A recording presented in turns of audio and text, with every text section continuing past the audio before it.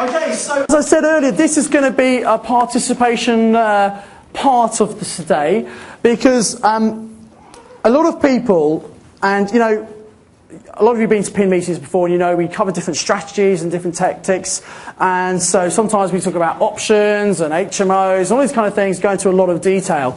So what I want to do is, today's a little bit about goal setting, a little bit about getting your mind straight, and some practical things you can do as well, okay?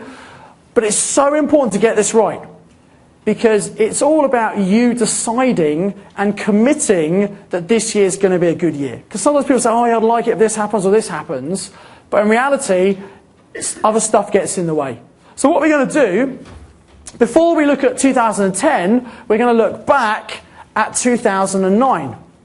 And I want you to write down, and this is really important to actively do this, write down a list of your achievements, things you've done in 2009.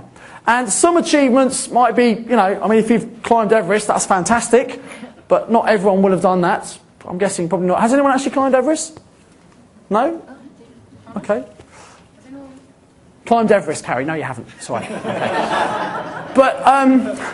But it could be things like you just help your kids pass an exam or something, or you connected with some friends you haven't seen for a long time. So if sometimes people think, oh, I've not done anything, but actually if you start thinking of all the things you have done, you start getting this. And the reason we're doing this is to get you in a very positive frame of mind. Okay, because when you're setting goals, thinking about the future, you don't want all the negativity and the crap kind of limiting your thoughts. You want to have a nice positive place to start from.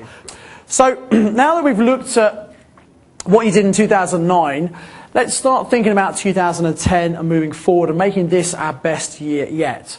Now there are lots of different areas in which you can set your goals and your targets for the year. Obviously there's financial.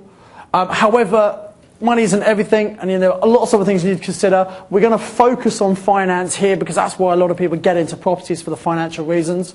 But other areas you might want to think about might be your family and your friends. Targets for your leisure time, targets for your health and fitness, for your relationships, so that you know, all these different things areas you can set goals in. But we're just going to focus on finances. So, first thing, many people I meet want to get into property because they want to become financially independent. And by that, what I mean, just to clarify it, they get to the point where they no longer have to trade their time for money. See, what happens is most people, whether you work for yourself or work for someone else, you go to work, you earn some money, you get paid, you come home, you spend it, you need to go and earn some more. And people get into that kind of routine. Anyone familiar with that kind of routine? Yeah. And at the end of the month, you normally run out of money before you run out of month.